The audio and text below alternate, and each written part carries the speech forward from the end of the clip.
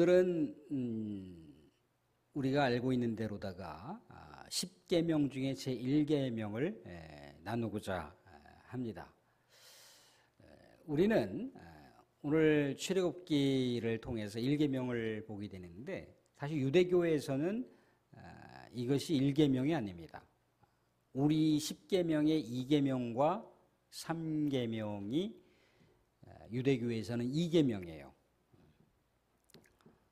1계명, 우리 1계명과 2계명이 유대교에서는 2계명이고 1계명은 오늘 다시 말씀 가운데 2절을 한번 올려봐 주실래요? 2절 보시면 나는 너를 애굽 땅 종되었던 집에서 인도하여 낸 내 하나님 여호와니라. 이게 이제 유대교의 10계명 제1계명에 해당됩니다. 이사야 선지자를 통해서 주시는 메시지가 있죠. 나 외에는 하나님이 없느니라. 내가 공의를 행하고 이스라엘 백성들을 올바른 길로 인도하시는 하나님이다라고 그렇게 말씀을 하시고 있습니다. 그러니까 하나님 예외에는 어떤 다른 신들이 존재할 수가 없다는 얘기예요.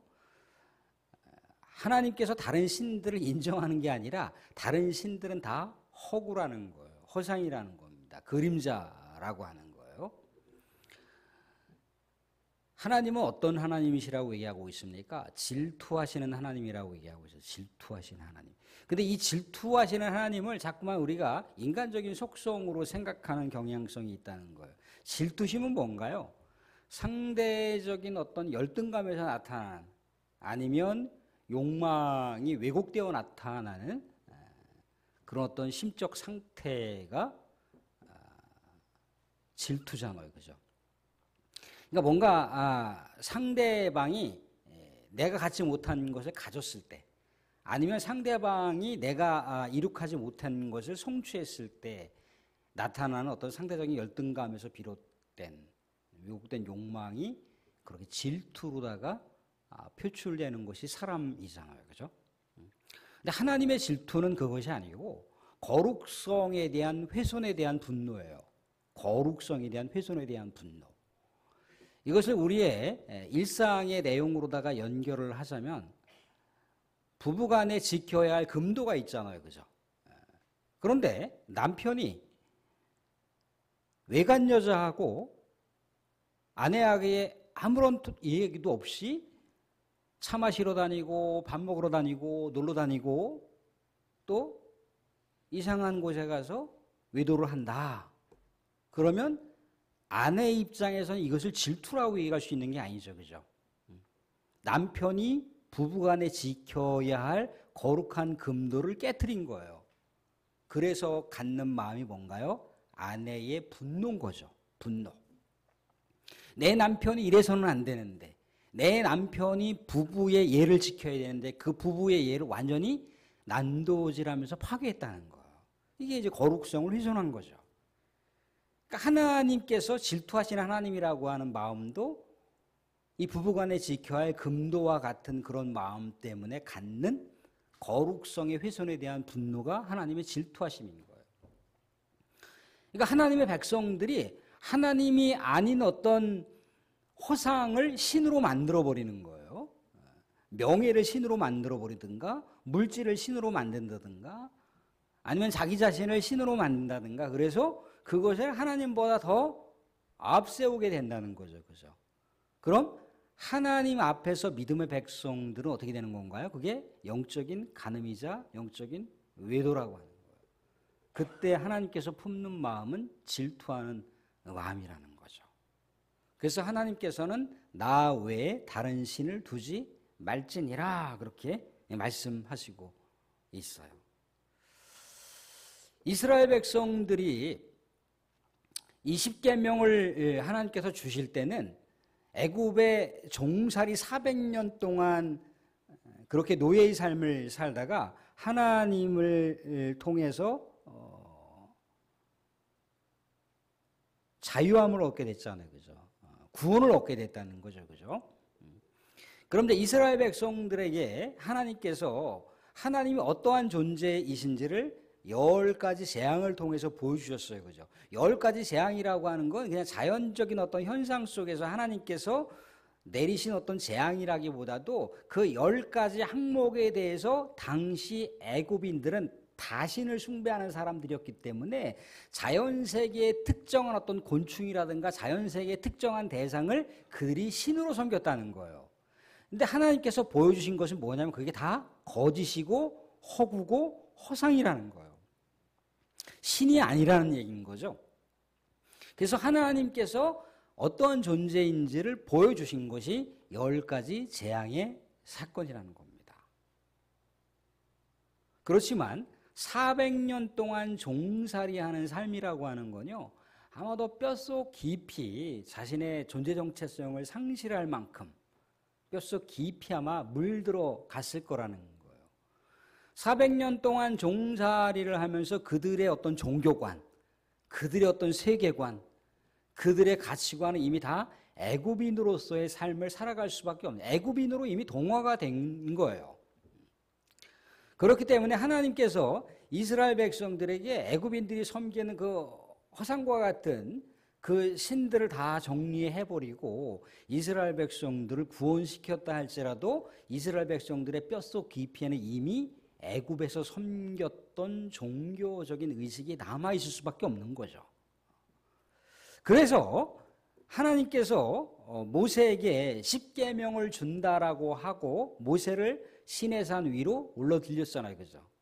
올려드렸는데 이 산 아래에 있었던 아론과 이스라엘 백성들이 모세가 하나님을 만나러 간다고 그러더니 왜 안 돌아오느냐라고 하면서 또 하나님이 도대체 어떤 분인지 우리가 알고 싶다. 우리가 기다려야 할 하나님이 누구냐라고 이렇게 시위를 했을 때 아론이 어떻게 했고 상황들을 정리하던가요?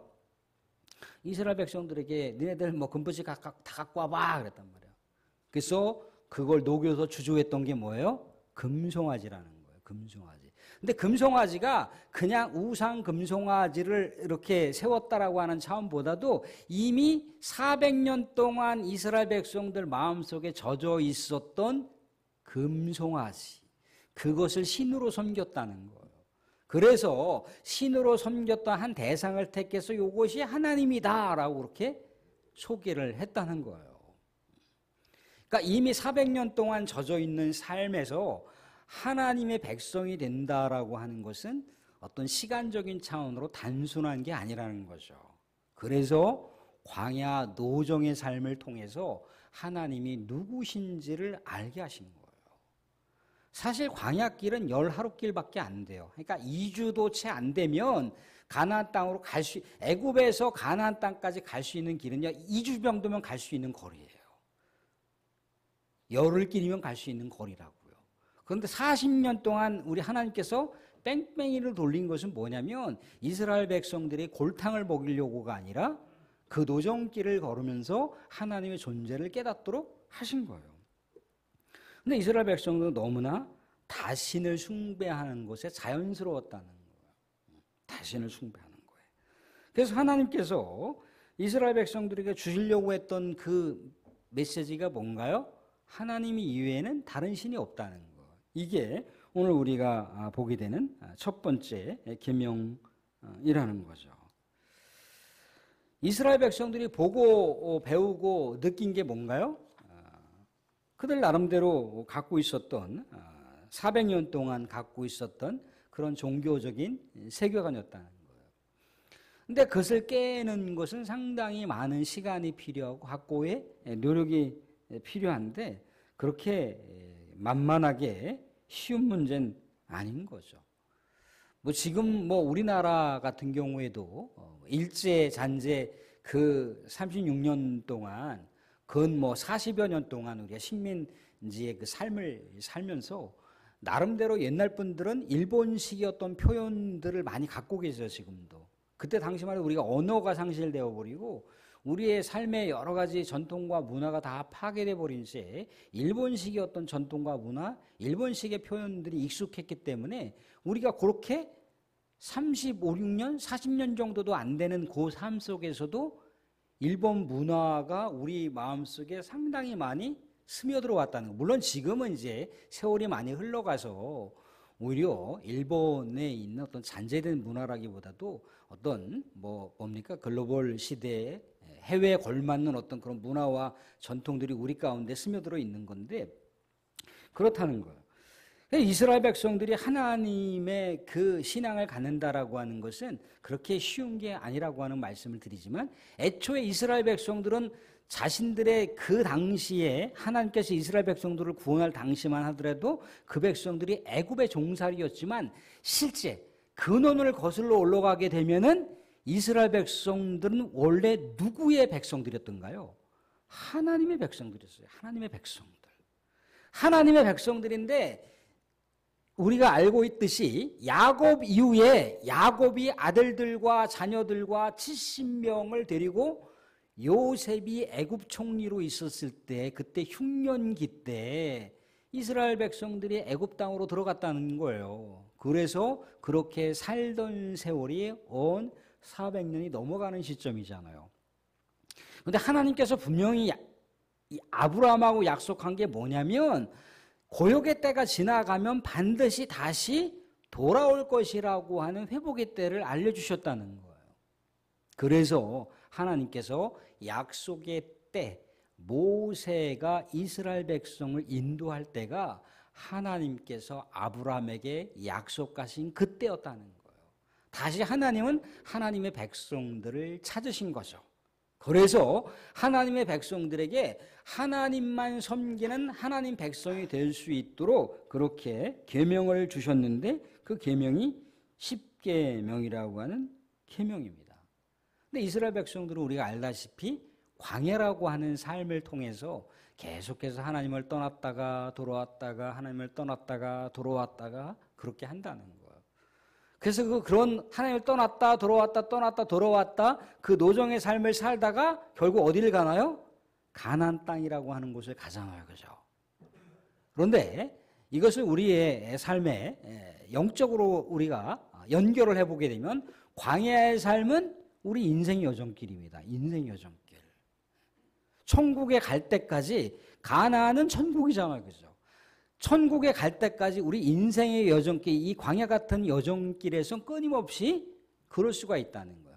하나님을 떠났다가 하나님을 다시 찾았다가 하나님으로부터 멀어졌다가 하나님으로부터 가까워졌다가 그런 삶을 우리가 반복적으로 하게 된다는 거예요. 반복적으로. 그래서 어떻다는 건가요? 그래서 끊임없이 인생을 뭐라고 이해합니까? 영적 전투라고 하는 거예요. 전투라고. 모세와 아론과 훌에게 보여준 게 뭐예요? 여호수아가 아말렉 족속과의 전투를 할 때 우리가 알다시피 모세의 오른쪽에서는 누가 있었나요? 아론이 있었고 왼쪽에서는 훌이 있었잖아요. 그죠? 모세의 매형이 있었잖아요. 그죠? 그래서 막 기도를 하니까 어땠습니까? 아말렉과의 전투가 다시 승전 기류를 상승 기류를 타는 그 장면들을 보여주잖아요. 그죠? 근데 또 기도가 사그라들면 또 뭔가 전쟁의 상황이 좀 힘들어지는 그런 상황들. 그게 결국 우리의 영적 전투라는 거예요. 정말 하나님을 우리가 앙망하면서 계속해서 하나님을 추구하는 삶을 살게 됐을 때 우리는 하나님의 백성이라고 하는 정체성이 더 선명해지겠죠. 그죠? 선명해진다는 거예요. 하나님을 앙망하면서 살아가게 됐을 때 선명해져요. 그게. 그런데 하나님을 앙망하면서 살지 못할 때는 뭔가요? 하나님과 나 사이에 자꾸만 그런 것들이 개입해 들어오는 거예요. 하나님을 선명하게 바라보면 선명한 정체성이 생기는데 하나님을 바라볼 때 자꾸만 뭔가 방해 요소들이 들어가게 되면 사람의 시선이라고 하는 것은 그 방해 요소에 이끌릴 수밖에 없어요. 그러다 보니까 선명한 정체성을 놓쳐버려요. 희미한 정체성이 된다는 거예요. 그러니까 하나님만 주목하면서 살아가려고 해도 자꾸만 개입해 오는 그런 많은 우리의 시선을 자극하는 요소들이 많이 있어서 하나님을 선명하게 바라보지 못하고 선명한 정체성으로 살지 못하는 경우가 많이 있을 수 있다는 거예요. 그럼에도 불구하고 우린 다시 영적 전쟁을 통해서 하나님을 다시 바라봐야 되는 거죠. 그게 첫 번째 계명, 하나님이 나 외에는 다른 신들을 내게 있게 하지 말지니라. 하나님의 이 일계명은 단선적으로 딱 한 번 주어지고 마는 것이 아니라 지속적으로 붙들고 살아가야 할 계명인 거예요. 지속적으로 우리의 삶 속에서 이것을 헤아리면서 하나님을 바라봐야 되는 거예요. 하나님은 그래서 결국 어떻게 했던가요? 우리 믿음의 백성들을 선택하실 때도 마찬가지라는 거죠. 믿음의 백성들을 선택하실 때도 마찬가지죠. 우리가 이미 죽어가는 죽음의 굴레 가운데 영혼이 완전히 파괴되는 그 굴레를 우리가 살아가고 있는데 이 굴레에서 예수 그리스도를 통해서 우리를 건져주셨잖아요. 그죠? 그럼 건짐받은 우리 믿음의 백성들이 결국 예수 그리스도를 통해서 하나님만 앙망하고 하나님만 주목하면서 살아가야 되는데 우리의 삶의 요소에는 하나님만 의식하면서 살아가는 것 말고도 너무나 많고 다양한 것들이 우리의 생각과 마음과 시선과 귀를 자꾸만 자극한다는 거예요. 근데 우리가 다시 정체성이 희미해지게 되는 거잖아요. 그죠? 그럴 때 우리는 다시 뭘 바라봐야 됩니까? 하나님이 나 외에는 다른 신들을 내게 있게 말지니라 했을 때 다른 신들을 내게 있게 말지라고 하는 건 허상이라고 하는 거예요. 다른 신들이 존재하는데 다른 신들보다 나를 더 생각해야 돼가 아니라 다른 신들은 다 허상이라는 거예요. 다른 신들은 다 허상이라는 거예요. 우리가 그것을 잊어버리면 허상이라고 하는 것과 리얼리티, 이 실제라고 하는 걸 구분하지 못하면 하나님을 선명하게 바라볼 수가 없어요. 그렇다는 거예요. 사랑하는 사람들, 우리가 어찌든지 이 세상 살아가면서 선명한 정체성을 유지하기 위해서는 그 하나님을 선명하게 바라보셔야 됩니다. 다른 모든 것들은 다 사라지는 거지만 하나님은 영원토록 우리와 함께 하시는 영원하신 분이라는 거예요. 그 영원하신 그 하나님을 앙망하시면서 선명한 정체성을 가지면서 또 한 주간 살아갈 수 있기를 주님의 이름으로 축원드립니다.